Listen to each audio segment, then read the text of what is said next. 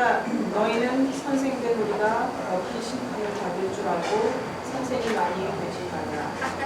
우리가 다 실수가 많으니 만일 말에 실수가 없는 자라면 곧 온전한 사람이라 능히 오시는도 그에 쓰우리라.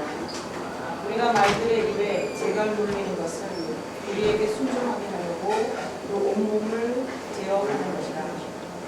또 배를 보라. 그렇게 크고 광풍에 밀려가는 것들을 지극히 작은 키로서 사공의 뜻대로 운행하나니 이와 같이 커도 작은 지체로되 큰 것을 자랑하도다. 보라 얼마나 작은 불이 얼마나 많은 나무를 태우는가. 선은 곧 불이요 우리의 세계라. 너는 우리 지체 중에서 온몸을 더럽히고 삶의 수레바퀴를 분사하니 그 사르는 것이 지옥불에서 나느니라. 여러 종류의 짐승과 새와 벌레와 바다의 생물은 다 사람이 길들일 수 있고 길들여 왔거니와 너는 능히 길들일 사람이 없나니 쉬지 아니하는 악요 죽이는 독이 가득한 것이라. 이것으로 우리가 주 아버지를 찬송하고 또 이것으로 하나님의 형상대로 지음을 받은 사람을 저주하나니 한 입에서 찬송과 저주가 나오는도다. 내 형제들아 이것이 마땅하지 아니하니라. 샘이 한 구멍으로 어찌 단물과 쓴물을 내겠느냐. 내 형제들아 어찌 무화과 나무가 감람 열매를 포도나무가 무화과를 내겠느냐. 이와 같이 짠물이 단물을 내지 못하느니라. 예. 1절부터 거기까지 뭘 조심하라는 거죠? 한마디로 얘기하면 제일 중심되는 키워드가 뭐죠? 3장 1절부터 지금 12절까지 가장 핵심이 되는 단어는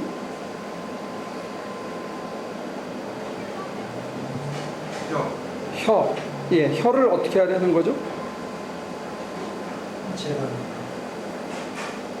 재갈을 물려라? 여기 있는 8절에는 뭐라고 되어 있습니까?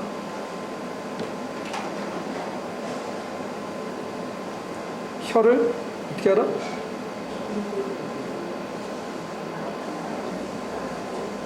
팔절을 다시 한번 읽어보실래요? 혀는 능히 길들일 사람이 없나니 쉬지 아니하는 악이요 죽이는 독이 가득한 것이다. 네. 혀는 사람의 혀를 길들일 수 있는 사람은 아무도 없습니다.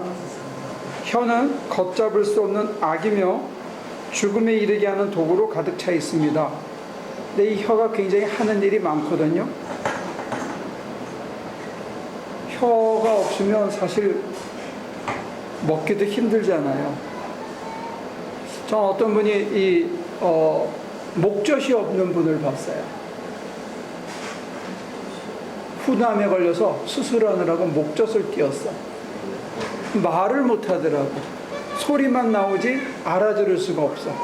그래서 이렇게 덧니처럼 이렇게 틀니처럼 입에다 끼워가지고 끝이 이렇게 동그랗게 생긴 인조혀를 하니까 조금 어색하기는 하지만 알아듣더라고요. 그래서 사람의 목젖이 하나 없다고 해서 말이 안 돼. 이 바람 소리만 세지 알아들을 수가 없는데 목젖을 만들어 넣으니까 말이 알아들을 수 있게 되는 거예요. 그런데 만약에 저나 여러분들이 혀가 없다면 어떻게 되겠어요? 말을 못하고 그 다음에 먹는 것도 그냥 억지로 삼키는 거지 맛을 모를 거 아니에요. 그죠? 이 혀라는 게 하는 게 굉장히 많습니다. 굉장히 많고 사람한테 필수적이고 없어서는 안 되고 이 혀가 굉장히 중요한 역할을 많이 해요. 그런데 여기 전제가 뭐냐면 혀를 어떻게 하려는 게 길들여라 하는 얘기가 있고 2절에는 2절을 다시 읽어보면 우리가 다 실수가 많으니 만일 말이 실수가 없는 자라면 곧 온전한 사람이라. 능히 공문으로 부르시느니라. 지금 이 혀를 잘 관리하라, 혀를 잘 다스려라, 혀를 잘 길들여라, 혀를 잘 관리하는 사람, 실수가 없는 사람, 온전한 사람이다 하는 이 혀에 대한 얘기를 해가지고 꼭 말 많이 하거나 말할 때 가려서 말을 못하는 이런 것들에 대한 얘기만 하는 것 같은데 사실은 전제가 달라요. 1절이 전제입니다. 1절 한번 볼까요?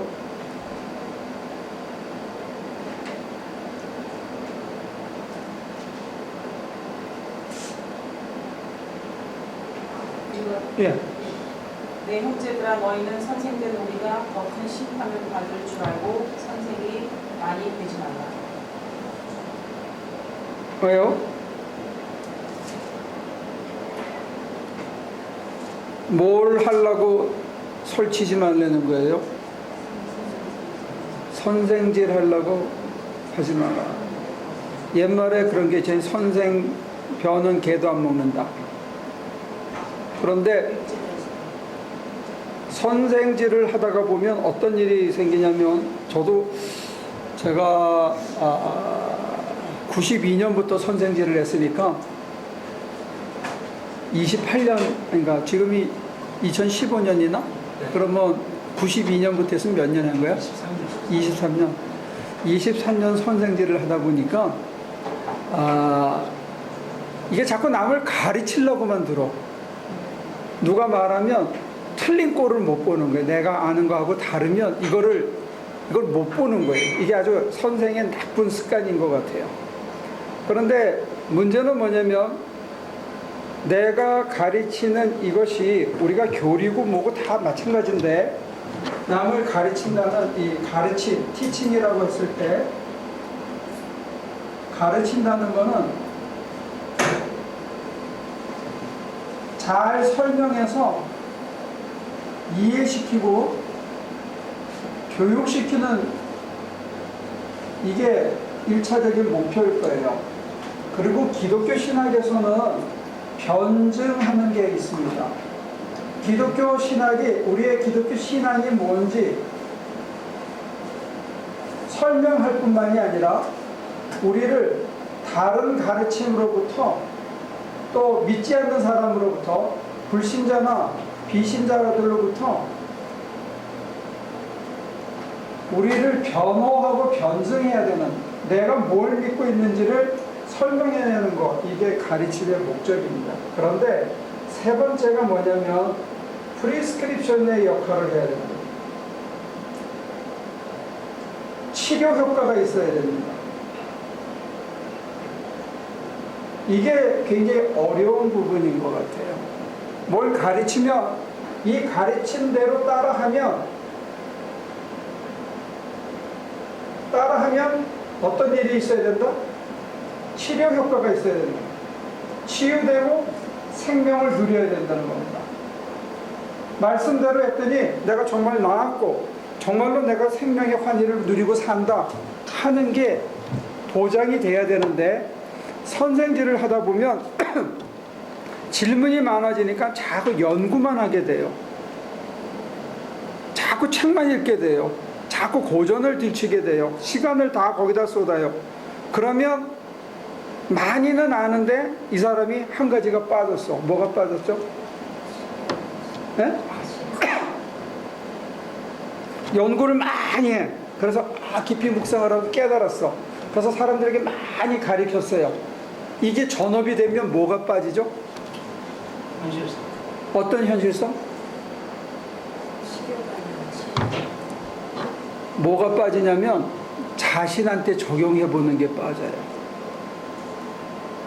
내가 배운 거를, 내가 깨달은 거를 자기한테 적용을 안 해.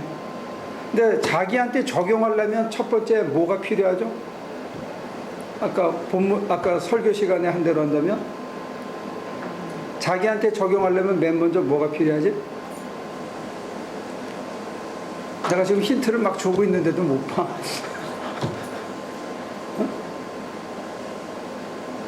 내가 깨달은 거를 자기한테 적용하려고 그러면 그래서 정말로 나한테 이게 치유의 효과가 있고 생명력이 있는지를 자기 스스로 컨펌하려면 제일 먼저 뭘 해야 돼요? 아니 손가락을 움직여야지. 손가락도 까딱, 시간이 있어요, 시간. 어? 시간. 시간이 없어. 시간. 그러니까 자기의 많이 안다는 것을 또 무슨 질문이든지 다 대답하려면 자꾸 연구만 하고 연구한 걸로 정리해가지고 책을 내고 그래서 이름을 알리고 남에게 설명하고 강연회를 쫓아다니다 보면 한 가지가 결정적으로 빠지는데 그게 뭐냐면 손가락을 까딱하는 일을 안 하게 된다는 거예요. 근데 들은 사람은 어떻게 해야 돼요? 들은 대로 살아내야 될 거 아니에요. 그러려면 손가락은 움직여야 되고 땀 흘려야 되고 애를 써야 되거든. 이게 이해도 잘 안 가는데 그대로 해서 되는지 해봐야 될 거 아니에요. 그러니까 선생질을 하는 사람들에게 가장 큰 약점이 손가락을 까딱하지 않는다는 거예요. 그래서 우리 기독교 전통에서는 수도원이라는 게 있었어요. 1500년 동안 루터가 뛰쳐나오기 전까지. 물론 지금도 이어지고 있죠. 그 위에 500년 가까이. 2100년 동안 2000년 동안 기독교가 추구해온 것은 뭐냐면 몸으로 그리스도의 가르침을 직접 해봐라.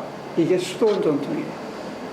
스님들 중에서도 절은 꼭 밭을 갖고 있었어.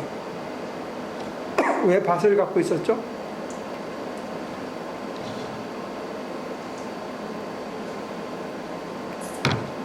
한때는 잘 나갈 때는 스님들이 귀족이 돼가지고 종도 부리고 소작인도 부렸지만 기본적으로 시작은 자기 손으로 지은 밭에 나는 풀을 먹고 산다 하는 취지에서 절 옆에 밭을 갖고 있었어요.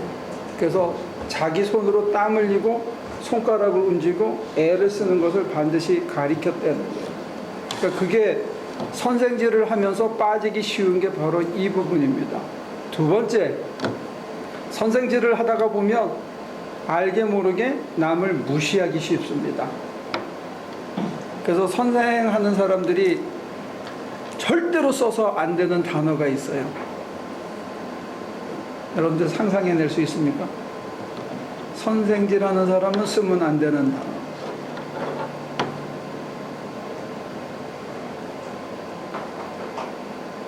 이건 뭐 성경에 나온 얘기 아니니까 그렇게 뭐 굉장히 어려운 얘기를 묻는 게 아니고 그냥 제가 시간을 누가 뭘 하러 왔니? 비슷한 얘기예요. 그걸 조금 더 기분 나쁘게 얘기하면 그것도 몰라. 그것도 몰라? 어? 예, 무식한 것들, 이런 무식한 놈들 이러면 이 사람 생활 끝난 거야. 그거는 용서가 안 돼, 학생들한테. 그러니까 여러분들이 누굴 혹시 가르쳐주고 아이들한테 뭐 할 때 애들한테 안 그러지? 필립이한테 그래? 몇 번? 어? 무식하다 얘기는 안 하지만 너는 너가 모르는 게 있는데 이거는 내가 하는 말이 맞아 이렇게 얘기를 하잖아. 그래? 태호는 어떻게 얘기해? 저요?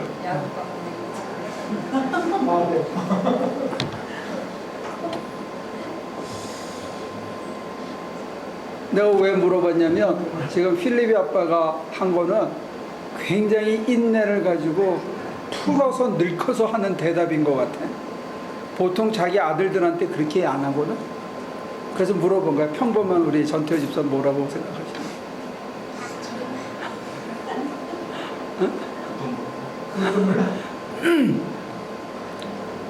근데 아들들이 커지니까 이제 이거 어떻게 쓰는 건지 자꾸 물어보고 컴퓨터 망가지면 거꾸로 물어야 되고 테레비 하나 켜는 것도 이게 만만한 게 아니더라고. 어떤 집에 갔는데 테레비를 못 들어서 못 봤어. 결국은 그 이상한 테레비가 있어가지고.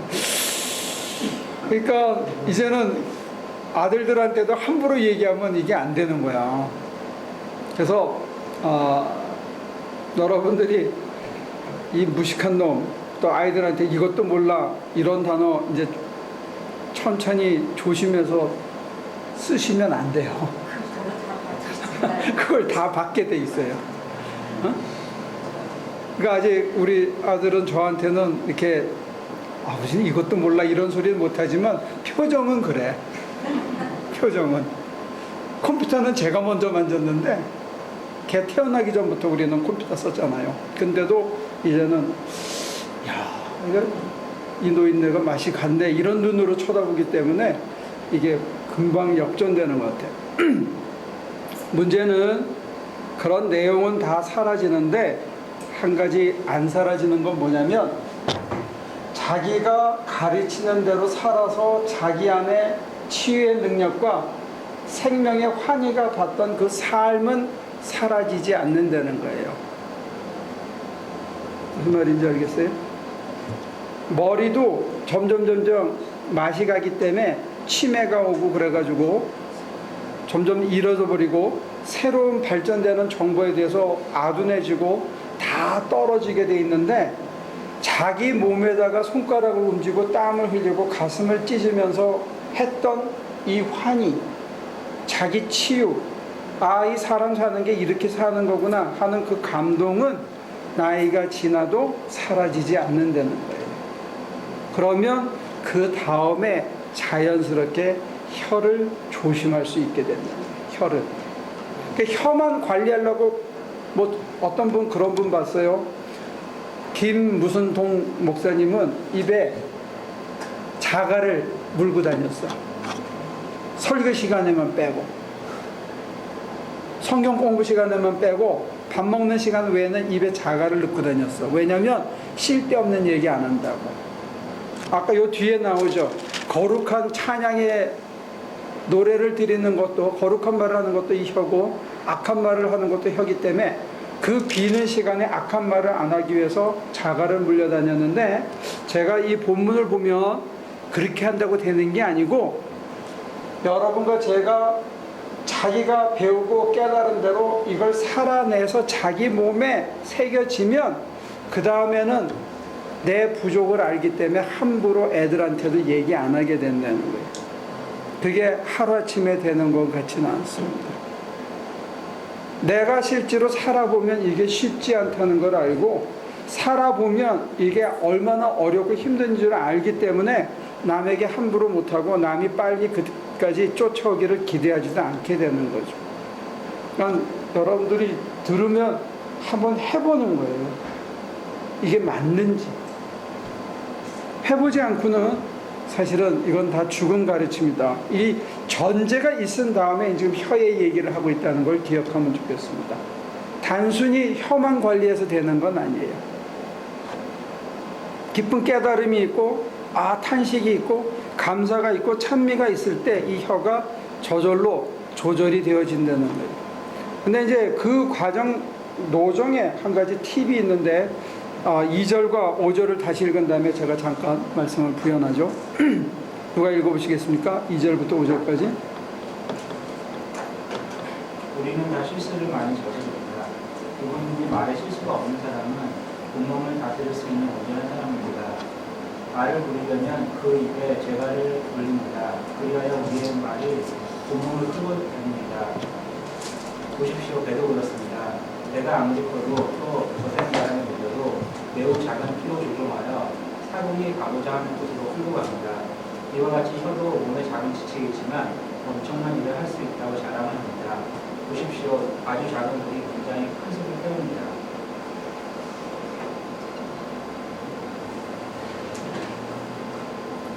근데 애들이 유전자를 다 받아갖고 태어나서 제가 이렇게 보면 필립이 뛰어다니는 거나 우리 그 호세 뛰어다니는 거나 보면 효세가 참 자기 아버지를 많이 닮았고 필립이는 또 자기 아버지를 많이 닮은 것 같아.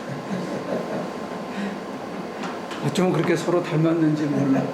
집에 가서 따로 특수교육을 시키거나 그러진 않지. 어? 너 나처럼 해야 돼. 전지사처럼 하면 안 되고 나처럼 해야 돼. 그렇게 뭐 교육시키거나 따로 가해를 시키거나 그러지 않죠. 근데 어떻게 이렇게 닮지? 닮았다는 건 인정 못해. 닮은지 몰라? 닮았다는 건 인정 그래? 제가 부끄러운 얘기인데 제가 전도사 때 그 장인 장모를 모시고 살았는데 그 노인들하고 가끔 맥주를 먹었어요. 그래서 이제 맥주를 탁 먹고 근데 했는데 하루는 그 영훈이가 그 교회에서 그 점심시간에 뭘 먹고 나면 물을 주잖아요. 그냥 물을 탁 먹더니 그러는 거예요. 사람들 앞에서 이게 뭔 소리냐 이거지? 그러니까 얘가 보고 배운 게 뭐예요? 지 아버지하고 지 할아버지 할머니가 밤에 맥주 한 잔씩 먹는 거를 보고 이거 잔 내려놓으면서 하는 거를 보고 배운 거야. 그러니까 제가 필립이를 잘 관찰하면 필립이 엄마하고 필립이 아빠가 집에서 뭐 하는지 알겠어 모르겠어. 아직은 그건 안 하는데. 효세가 뭐라 그러는 걸 내가 잘 보면 집에서 효세 아빠가 효세 엄마한테 어떻게 대하는지 알겠어 모르겠어. 그지? 그게 그대로 드러나거든요. 혀의 자갈을 물릴 수 있다는 거는 몸에서 심장에서 속에서 영혼에서부터 이게 걷어지지 않고는 여러분들이 억지로 혀를 그러니까 예배당 안에서 이렇게 얌전을 떨고 이렇게 하면 차 타고 나면서 쌍욕이 다 나오게 돼 있어요. 억지로 가식을 하면 욕이 나오거나 아니면 속병이 들거나. 그러니까 자연스럽게 혀를 컨트롤할 수 있게 되기까지는 사실은 자기 몸에 이게 하고 저와 여러분들이 한 거를 누가 보고 배운다?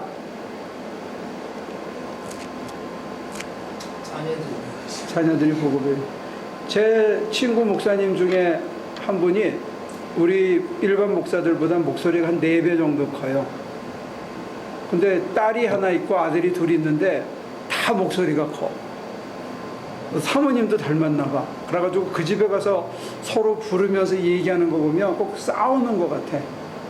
전쟁하는 것 같아.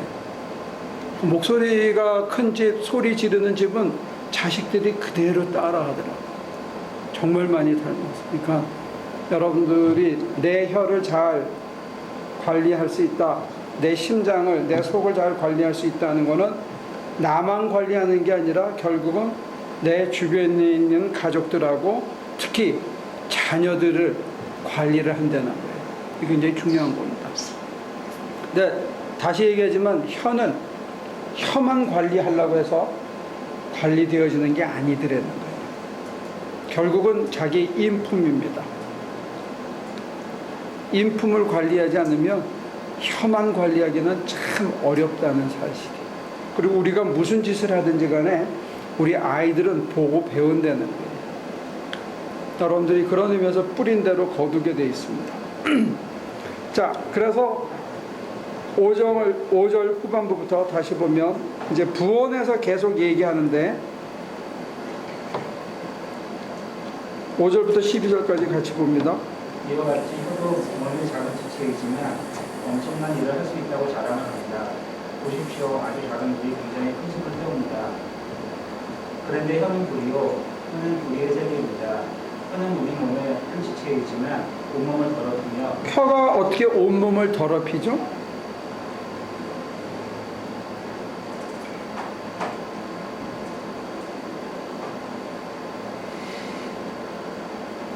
예수님께서는 그렇게 거꾸로 얘기했습니다. 사람의 속으로 들어가는 것이 사람을 더럽히는 게 아니고 그건 다 뒤로 나가는 거고 속에 있는 게서 튀어나오는 게 이게 사람을 더럽힌다 이렇게 부연 설명을 했어요. 사람의 속에 있는 게 뭘로 나타납니까? 주로 혀로, 주로 눈으로. 눈으로 사람들 말 많이 합니다. 뭔 소리인지 알아요? 여자들은 눈을 이렇게 똑바로 안 보고 이렇게 싹 돌아가면 남자들 조심하셔야 됩니다. 뭔가 이렇게 경고 사이렌이 울고 있다는 걸 빨리 눈치채야 돼. 눈빛이 이렇게 돌아가면서 이렇게 얼굴이 돌아가서 이렇게 째려보기 시작하면. 이게 다 속에서 나오는 메시지입니다. 그리고 지난번에 한 2주 전에도 얘기했지만 먼저 소리 지르면 집니다. 예? 소리 지르면 자기가 옳아서 승질을 내면 상대방은 자기가 뭐 잘못했는지 잊어버리고 소리 네가 나한테 질렀다 하는 그 자존심 상하는 것만 기억하고 있기 때문에 문제는 해결되지 않고 소리 지르면 좌우지간 손해보는 거 지는 겁니다. 변호사들 시험 공부시킬 때 소리 지르지 않게 합니다. 소리 지르면 지는 거예요. 뭔 얘기인지 알겠어요? 절대로 소리를 지르지 말 거. 소리 지르면 진다. 맞나요? 변호사님 맞아요? 네? 맞아요? 저 사람은 소리 안 지르잖아. 아까 아들한테도 아들한테도 네가 모르는 게 있을 수 있어. 이런 거는 아빠가 더 잘하니까. 이거는 소리 질러가지고 할 수 있는 얘기가 아니고 야! 이렇게 나가야지. 소리도 질러요. 소리도 질러. 둘 중에 누가 더 많이 질러? 애한테요? 아니 둘이 서로. 그냥 저랬죠. 어? 그 소리 지르는 사람이 자기가 원하는 거 얻을 수가 없어. 이 소리 지르지 않는 거, 말하고 싶은 순간에 그냥 입을 딱 다물 수 있는 것도 굉장한 자신감이 필요해요. 소리 질러야 할 상황이 분명한데 싸늘하게 냉철해지는 거야. 그렇게 해서 심호흡을 하고 이렇게 되면 앵거 컨트롤이 되는 것뿐만이 아니라 더 중요한 거는 사태가 더 명확하게 보인다는 거야. 그리고 동시에 바깥의 상황을 정확하게 판단하는 냉철함이 생기는 것과 동시에 더 중요한 거는 자기의 내면을 볼 수 있으면 이건 축복인 것 같아요.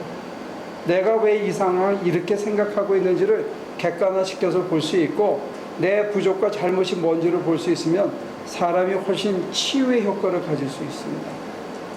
그러니까 혀 하나의 문제가 아니고 결국은 상황을 소리 질러야지 그때. 그럼 지는 거야. 소리를 지르지 말아야 돼. 소리를 지르지 말고 내가 왜 이 상황에서 열을 받고 있는지 저 사람이 왜 저런 얘기를 하는지를 냉정하게 분석해 볼 수 있으면 그리고 더 좋은 거는 그 순간에 아무 생각이 안 나면 열 관리가 쉽게 된다는 거예요. 그러면 차분히 얘기를 해서 서로가 납득이 되면 서로에게 더 좋은 결과가 나오거든요. 우리는 자칫하면 이기고 싶어 하는데 그게 별로 이기는 길 같지는 않아. 소리를 지른다고 해서 혀로 하고 싶은 얘기를 다 한다고 해서 꼭 이기는 것 같지는 않아요. 그리고 사실 마누라 남편 사이에 이겨서 뭐 하겠어? 이기면 뭐 덕되는 게 있어요? 돈이 떨어진다든지? 아니 그러는 게 아니고 예. 변호사가 생리적으로 초기도 빠르니까 예. 계산을 해서 다 해갖고 한 두세 배 해나가고 촉이 있는지 촉이 있는데 안 맞아. 안 맞든지 안 맞든지가 나중에 얘기고 일단은 그러니까 이제 남자 입장에서는 촉이 빠른 여자가 얘기를 하더라도 그걸 가만히 좀 멍하니 생각하면 그게 안 맞아. 안 맞으면 둘 다 손해를 보는 게 집 전체가. 아니 그럴 때 남자가 그냥 멍하니 가만히 있으면 좋은데 냅다 소리를 더 크게 질러버리니까 이게 싸움이 되는 소리 지르지 마라 그러니까 가서 남자들 소리 지르지 말아요. 그러니까 요만하게 될 거를 예. 이해시키면 될 거를 그냥 크게 만들어서 막 아니 자기도 모르는데 어떻게 이해를 시켜요 그 아니, 순간에. 잠깐만 기다려. 아, 기다려. 생각해. 뭐 이래야 되는데 뭐 대박 소리 지르면 싸움이 되죠. 아니 멍청한 소리를 하는데 그러면 그게 그리고 남자가 나이가 그거 한두 살 많은 거좀 인내하고 좀 참아야지. 대박 소리부터 지르니까. 아니 촉이 빠른 게 이게 완전히 삼천포를 지나서 바닷속에 빠진 얘기를 하는데 어떻게 그거를 말릴 수 있냐 이거예요. 자꾸 생각할 수 있지 여자가. 아, 그러면은 그래? 예, 그거를 조금 기다리고 그게 좀 아닌 것 같아. 이렇게 천천히 얘기하면 되는데 대박 소리 지르고 나면 그게 그다음에 감정상에서 이쪽으로 소리가 나가는 거죠. 저 집사 잘 들었어? 제가 제 빼. 잘 들었습니까? 여자들이 촉이 빠르다. 맞죠? 이 선생님 들으셨어요? 촉이 빨라서 그런 얘기 하는 거래요. 남자들이 다 지금 어이가 없다는 표정으로. 한번 반론을 제기해 보세요. 어이가 없으면. 기후도 있고 또 정확한 것도 있고 어떤 때는 옳은 소리를 해서 좀 이렇게 남자가 체면이 상하고 쪽팔리는 것 같아서 좀 무안하기도 해서 소리 지르는 경우도 있고요. 소리 지르는 게 다양한 이유가 있습니다. 이렇게 꼭 어르시하고 남자들은 대체적으로 왜 그런 나쁜 버릇을 갖고 있어 그죠? 누구라고 얘기하면 혹시 전체 남자들이 좀 죄송하지만 아, 그래요? 이상한 버릇이 있냐고 일단은 누르고 보자 이런 식이에요. 그 이제 그것도 여자들이 촉이 빨라서 속단하시는 거고요. 그 누구든지 이렇게 사람마다 다 차이점은 있겠지만 저 같은 경우에는 누가 소설을 쓰면 그걸 참 받아들이기 힘들더라고요. 픽션을 쓰면 팩트는 여기 있는데 혼자 픽션을 써가지고 이거라고 믿고 그리고 네가 이랬지. 이미 감정이 상하게 된 거죠. 아니 그게 아니고 우리 이제 저 강의할 때 저 같은 경우에 이제 강의를 할 때 제일 힘든 게 뭐냐면 저는 충분히 이렇게 설명을 했어요. 이게 이거라고. 그러면 아 교수님이 이렇게 얘기하셔서 자기는 이렇게 생각하는데 아 난 그 얘기 한 적이 없고 이거 얘기했는데 아 하셨대. 아 이거까지 넘어가야 되는데 저는 아직 여기서 잘 걸려요. 자주. 그러면 이제 그 좀 치사한 방법이 뭐냐면 이렇게 냉소적으로 대답하는 거야. 냉소적으로. 그러니까 남자들이 여성들한테 또는 누군가가 자기한테 냉소적으로 얘기하면 이건 뭐가 있어서 그렇다 하는 걸 좀 생각하시면 좋을 거예요. 그래서 이 냉소적으로 얘기하거나 옐링하거나 소리 지르거나 이 모든 것들로부터 극복하기 위해서는 지금 이렇게 토론을 해보니까 뭘 할 수 있어요? 속단하는 것, 그 다음에 습관, 소리 지르는 그 다음에 우리가 상대방을 판단하는 것들, 이런 여러 가지가 복합해서 그런 게 나오는 거잖아요. 혀로 튀어나오는 게. 그러니까 이 속을 해결하지 않고는 입을 컨트롤한다는 게 사실은 참 어려운 것 같아요. 그래서 거꾸로 여기서 얘기하고 있습니다.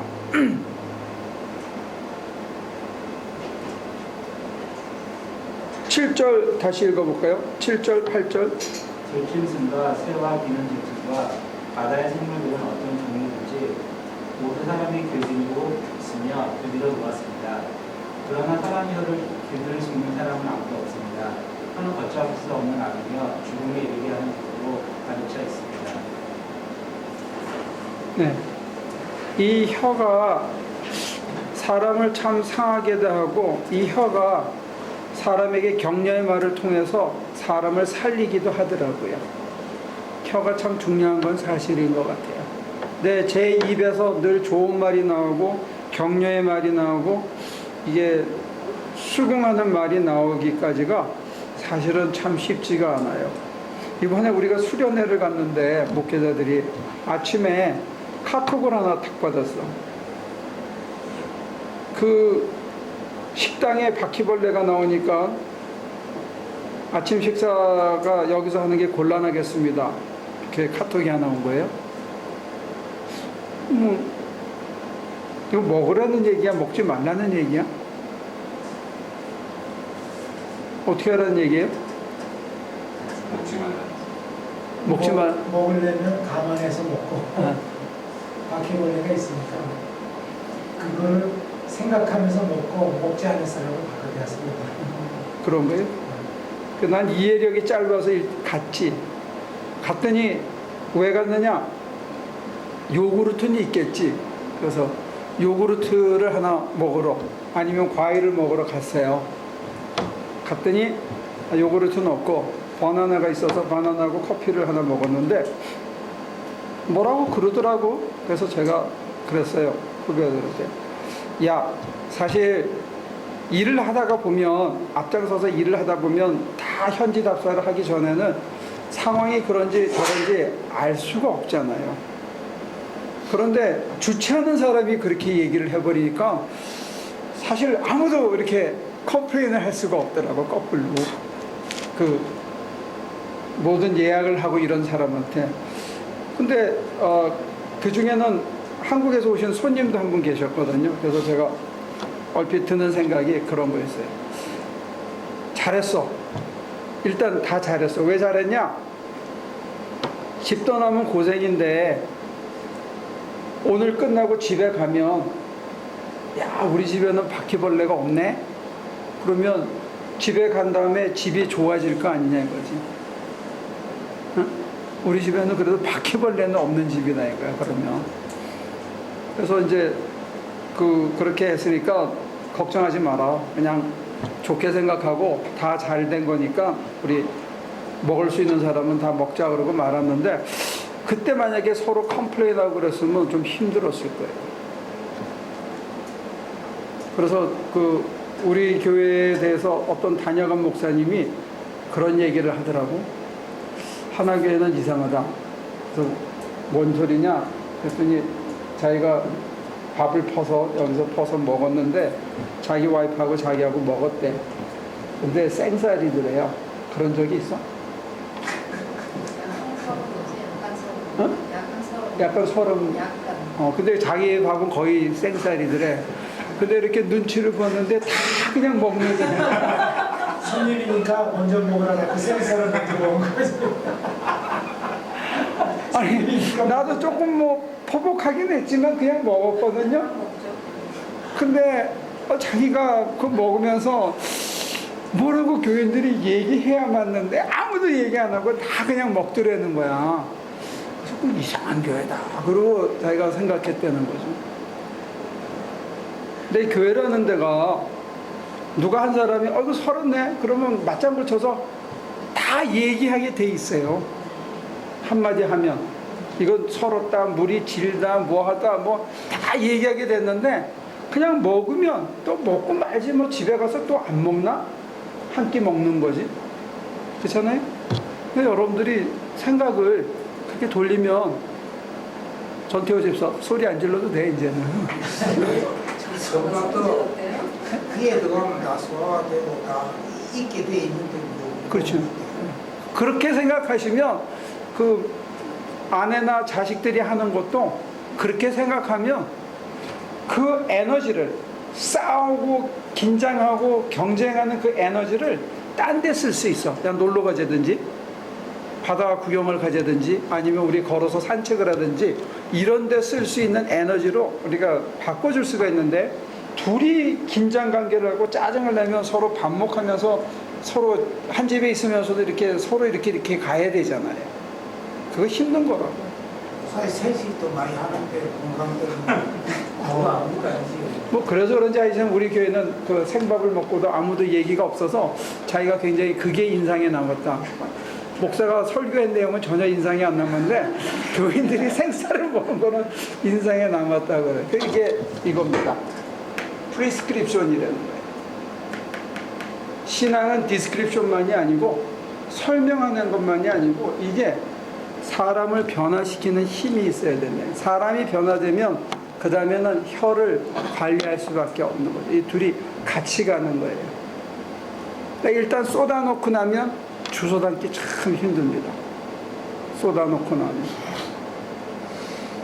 그거 주워 담으려면 시간이 걸리니까 그 에너지를 우리가 소진하니까 그 에너지를 딴 데, 애들 돌보고 캠핑 가고 바닷가 구경 가고 다른 사람 도와주고 선교 가고 물건 모으고 이런 데 쓰는 게 훨씬 건설적이다 이거죠. 서로에게 이렇게 분을 품고 억지로 참고 온몸으로는 말을 다 하면서 혀만 이렇게 꼭 담은다고 또 되는 것도 아닌 것 같아요. 오케이? 자, 넘어갑니다. 10절. 네. 우리는 이러로 주님이신 아버지를 찬양하기도 하고 또 이러로 하느님의 형상대로 지음을 받은 사람들을 저주하기도 합니다. 또 같은 입에서 찬양도 나오고 저주도 나옵니다. 나의 형제자매 여러분, 이렇게 해서는 안 됩니다. 샘이 한 구멍에서 단물과 쓴물을 낼 수 있겠습니까? 나의 형제자매 여러분, 무화과 나무가 올리브 열매를 맺거나 포도나무가 무화과 열매를 맺을 수 있겠습니까? 마찬가지로 짠 샘은 단물을 낼 수 없습니다. 야고보서를 그냥 액면으로 보면 전부 윤리적인 가르침으로 되어서 우리가 볼 수 있는데, 우리가 야고보서 제1장에서 전제가 뭐냐면 이게 종말론적인 사유를 가지고 봐야 된다. 다시 말해서 하나님의 시간표를 보고 하나님의 마음을 읽고 하나님의 천상회의에 참석한 입장에서 이거를 보라 이거죠. 곧 하나님의 나라가 여기에 와 있다는 입장에서 보면 이게 내 입술에 자갈을 물릴 수 있는 이유는 내 심장에 하나님이 살아계시기 때문에 그런 거예요. 내가 입을 다물 수밖에 없는 거는 하나님의 시간표를 알기 때문에 굳이 입으로 얘기할 필요가 없어서 입을 다물고 있는 거예요. 그래서 내가 입을 다물 수밖에 없고 내 혀를 내가 자갈을 물리고 스스로 컨트롤할 수 있고 할 수 있는 사람은 어떤 사람이냐? 하나님의 시간표를 본 사람이라는 거예요. 이게 전제가 여기에 깔려 있습니다. 그러니까 여러분들이 단순히 윤리적으로 혀를 하고 교양 있게 겸손하게 내가 체면이 있지 이렇게 해가지고는 혀가 컨트롤이 되는 게 아니라는 거예요. 대전제는 뭐냐면 기도를 통해서 묵상을 통해서 그리고 실천을 통해서 저와 여러분들이 하나님의 시간표를 알아야 된다는 거예요. 지금은 내가 힘든데 이걸 통해서 하나님이 언젠가 돈벼락을 주겠지. 언제다. 근데 사실 제일 좋은 거는 돈벼락보다 사랑벼락을 받는 게 제일 좋아요. 사랑의 벼락을 받으면 다 사랑스러워져. 그러면 문제는 없거든요. 아무튼 하나님의 시간표를 알 수 있게 되는 것, 그걸 통해서 혀도 화도 열받는 것도 컨트롤할 수 있다는 거예요. 그러니까 이 성경에 나와 있는 책은 단순한 윤리책이 아니고 하나님과의 관계 속에서 하나님과 하나를 이루면서 우리가 해갈 수 있는 것들을 얘기하고 있다는 거예요. 그래서 야고보서를 무슨 지푸라기 서신이다. 마틴 루터는 야고보서를 무슨 행함을 강조하는 유대인들을 위한 가르침의 책이다 이렇게 얘기하는데 제1장 서두에 그 얘기가 나와 있고 예수의 마음을 품고 하는 얘기가 나와 있고 그 다음에 13절부터 그 얘기를 다시 부연하고 있습니다. 참다운 지혜가 뭐냐? 13절 여러분 가운데서 지혜 있고 예력이 있는 사람이 누구입니까? 그러한 사람은 착한 행동을 하여 그의 행실을 나타내 보이십시오. 그 일은 지혜에서 오는 운명으로 행하는 것이라 할 것입니다. 여러분의 마음속에 지독한 시기심과 경쟁심이 있으면 자랑하지 말고 진리를 거슬러 숨기지 마십시오. 이러한 지혜는 위에서 내려온 것이 아니라 땅에 속한 것이고 육신에 속한 것이고 악마에게 속한 것입니다. 시기심과 경쟁심이 있는 곳에는 혼란과 온갖 악한 행위가 있습니다. 예. 그 다음에 그러나 위에서 오는 지혜는 우선 순결하고 다음으로 평화스럽고 친절하고 유순하고 자비와 선한 열매가 풍성하고 현면과 위선은 없습니다. 정의의 열매는 평화를 이루는 사람들이 평화를 위하여 부시를 뿌려서 거두어 이루는 열매입니다.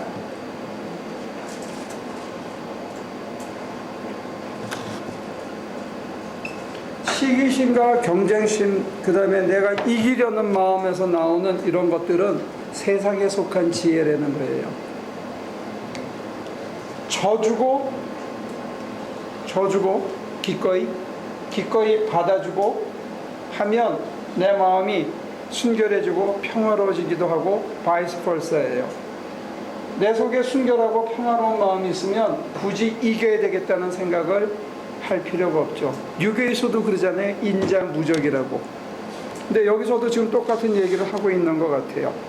그런데 내 속에 위로부터 오는 지혜는 순결하고 평화롭고 친절하고 온순하고 자비와 선한 열매가 풍성하고 편견과 위선이 없습니다.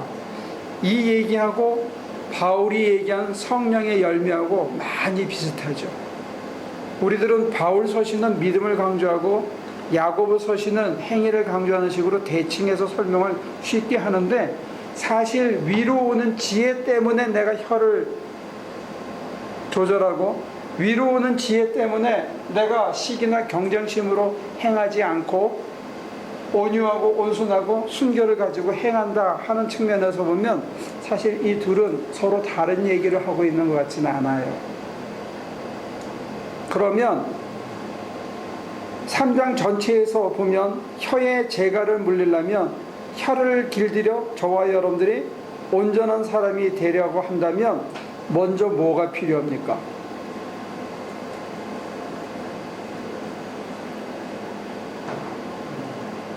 뭐가 있어야 된다고 얘기하죠?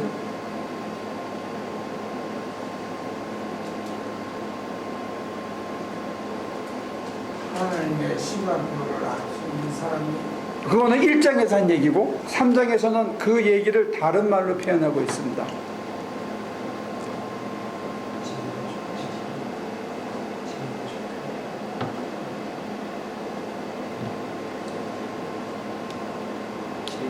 네? 지혜 중에서 어떤 지혜? 위로부터 오는 지혜. 세상 지혜가 아니고, 세상 지혜는 시기심과 경쟁심이 깔려 있는데 위로부터 오는 지혜는 뭐가 담겨 있다고요? 순결하고 평화스럽고 친절하고 자비 온순하고 자비하고 선한 열매가 풍성하고 편견과 위선이 없어요. 그러면 위로부터 오는 지혜를 지금까지 전통적으로는 무슨 말로 표현했죠?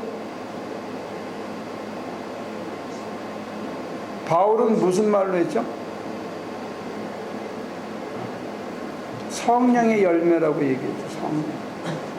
성령 받아야 된다는 얘기나 위로부터는 지혜를 얻어야만 된다는 얘기나 사실은 똑같은 얘기를 하고 있다고 봐요.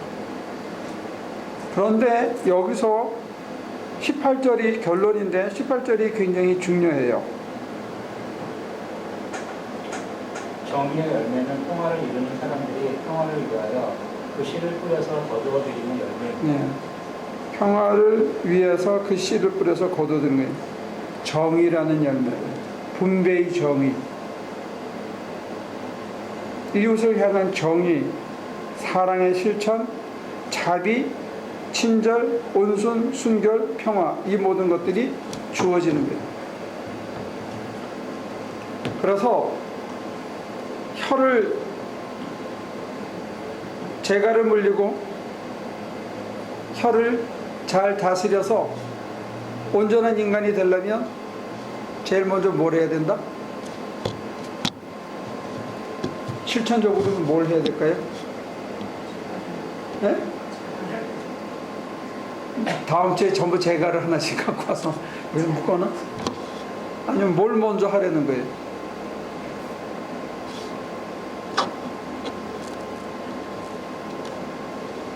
뭘 해야 이걸 얻을 수 있을까요? 혀를 관리하고 싶다. 뭐에 탐닉하는 혀를 관리하고 싶다. 소리 지르는 혀를 관리하고 싶다. 분내고 짜증내고 불평하는 혀를 관리하고 싶다. 그러면 뭘 구해야 된다고요? 하늘에서 내리는 지혜 예, 하늘에서부터 위로부터 오는 지혜를 구해야 되는데 위로부터 오는 지혜는 뭘 해서 구할 수 있습니까? 언제 얻을 수 있죠?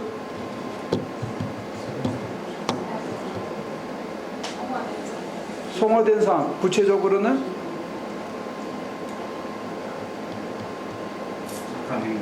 어? 온유함으로 행하는 먼저 기도를 해요. 기도를 해야 위로부터 지혜가 오고 지혜를 얻은 다음에 이런 열매가 맺어지면 이 땅의 평화를 이루기 위해서 내가 손가락을 움직이고 땀을 흘리고 이 땅의 평화를 이루기 위해서 내 몸을 쓰이게 내줘야 된다. 그래야 내가 인격적으로 다져질 수 있다는 겁니다. 이번에 제가 그 교육사 수련회를 따라갔다 왔는데 저는 세코이아 그 파크를 옛날에 오래전에 한번 가본 경험이 있는데 저는 이번에 가가지고 어마어마하게 큰 나무를 보고 놀란 게 아니고 사실은 이렇게 투피스로 된 의자를 봤어요. 투피스로. 이 조각조각 우리가 내고 이렇게 돼 있잖아요. 나무가 합판으로 있거나. 근데 거기는 의자가 이렇게 생겼어요. 이야, 왜 놀랬냐면 여기에 빗살처럼 막 줄기가 있는 거예요. 이게 쓰러진 나무 가지고 만든 의자인데 한 줄이 막 가있어요. 이 한 줄이 뭐예요? 나이테. 그럼 얘가 몇 살이야? 이건 내가 깔고 앉은 의자가. 웬만한 거는 다 200년, 300년 넘은 거야. 대단하다. 이만큼이면 이게 한 500년? 거기 제일 오래 산 게 3000년 살았대. 그러니까 나무가 이렇게 하나 쓰이기 위해서는 이 많은 세월이 필요한 거예요. 그래서 깎여서 자기를 다 주니까 다른 사람이 거기 와서 안식을 취하게 되는 거겠죠? 그래서 정리하면 혀에 자갈을 물리고 싶다. 남편한테 진짜 이기고 싶다. 가짜로 이기고 한 번 전투에 이기는 게 아니고 진짜 이기고 싶다. 그러면 어떻게 되냐? 완전한 사람이 되고 싶다. 그러면 먼저 기도를 해요. 기도를 통해서 하늘이 주는 지혜를 얻어야만 그 지혜의 눈으로 보면 소설을 쓰고 있는데도 소설을 쓰는 그 아름다운 마음의 뿌리를 보면 이해가 가고 저 사람이 나한테 뭐라고 어택을 하는데 그 공격하는 그 마음의 심중을 헤아리면 이해와 용서가 되어질 수 있다는 거예요. 이게 참 어려운 겁니다. 하늘의 지혜를 얻는다는 게. 아마 아버지 하나님은 이 지혜가 있으시니까 나스틱이라 그러는데 그노시스가 있으시니까 아마 우리를 다 품을 수 있으실 거예요. 근데 참 어려운 과제를 이건 얘기해 주는데 행여 되기만 한다면 괜찮은 거예요. 잘 안 돼서 문제지. 행여 여기서 얘기하는 것처럼 저나 여러분들이 그런 지혜를 얻을 수만 있다면 세상이 지금보다 훨씬 사는 게 쉬워질 수 있습니다. 열받지 않고 늘 마음이 평안하고 남이 뭐라 그래도 화내지 않고 온순하게 얘기할 수 있는 혀를 만약에 저나 여러분들이 선물로 받을 수 있다면 사는 게 지금보다 훨씬 쉽다는 거예요.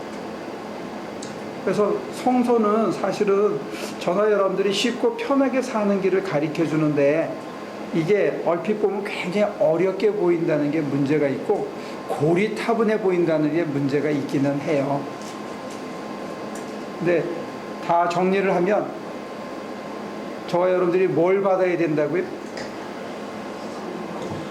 위로부터 오는 지혜. 초대교회에서는 그걸 그노시스라 그랬어요. 하늘이 주시는 깨달음의 지혜. 이 지혜는 곧 아버지의 마음입니다. 이 마음을 가지고 쳐다보면 열받지 않고 살 수 있다는 거예요. 그리고 내가 평화를 위해서 애쓰고 나를 수고하더라도 내가 아깝지 않다는 거예요. 손해보는 것 같지 않다는 거예요. 그래서 여러분들이 살다가 누가 그러더라고요.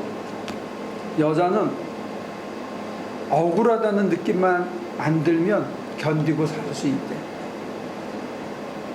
맞아? 어? 맞는 것 같아요? 억울해도 견디면 살 수 있어요. 이거 도가 튀었네. 억울해도 참을 수 있는 힘은 어디서 옵니까? 제가 선택한 사람이 있는데 자기가 선택한 거니까. 그 사랑 때문에. 그렇군요.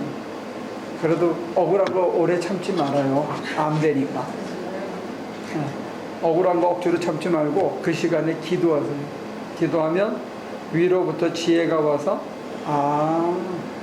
이래서 이런 일이 내게 닥치는구나. 그럴 수도 있겠네. 기도해가지고 이거 하나님의 감사가 안다고 그렇지. 여기 목사 중에 목사님 돌아가신 목사님은 내 기도만 이런 목사님이 기도만 감사합니다. 오케이. 그래서 그 구약 신학에서 그런 얘기를 하더라고요. 구약 가르치는 교수님이 시편에 나와 있는 얘기의 대부분이 90%가 탄식이래요. 탄원. 근데 모든 게 살려달라 울부짖고 나를 건져달라고 울부짖는 탄식이고 고난에서 부르짖는 소리인데 거의 대부분의 탄식 기도는 이게 찬송으로 바뀐다는 게 끝이. 탄식이 찬송으로 바뀌는 거, 이게 그 시간에 바로 위로부터 오는 지혜가 있기 때문에 이게 바뀌는 거예요. 그러니까 억울하시면 계속 탄원을 하고 기도를 하다가 소리만 지르고 끝내는 게 아니고 할 얘기만 끝내는 게 아니고 딱 하고 한참 다 한 다음에 조용히 기다리고 침묵 가운데 있으면 깨달음이 오고 그게 감사로 바뀔 때가 온다는 거죠. 그때까지 기다려야 돼요. 그러면 거기에서 위로부터 오는 지혜가 오고 지혜 때문에 참 감사하다. 그래서 조금 전에는 아까 소리 지르던 그 혀가 감사하다 그러면서 찬미로 바뀌게 됩니다. 이게 위로부터 오는 지혜라는 것. 그런 축복이 여러분들에게 이 한 주간 넘쳤으면 좋겠습니다. 기도합니다. 억울하고 힘든 삶을 살 때도 있고 또는 정말 황당한 일을 겪을 때도 있지만 사람이 감당할 수 없는 것 하늘을 향해 부르짖었을 때 하나님께서 우리의 눈과 마음을 바꿔주셔서 거기에 깊은 의미가 있다는 것, 또 바로 그것이 가장 좋은 것이며 지금 내가 살고 있는 집이 가장 좋은 집이라고 깨닫게 해주시는 하나님의 무대 장치였다는 것 알게 해주셔서 감사합니다. 이제 마음을 바꿔서 우리가 서 있는 이 자리 감사하게 하시고 찬양하게 하시고 더 큰 평화를 이루기 위해서 우리의 손을 움직이고 땀을 흘릴 수 있는 저희가 될 수 있도록 저에게 새 힘을, 새 용기와 새 지혜를 부어주시기를 구합니다. 주 예수여 우리를 도와주옵소서. 감사하고 예수님의 이름으로 기도합니다.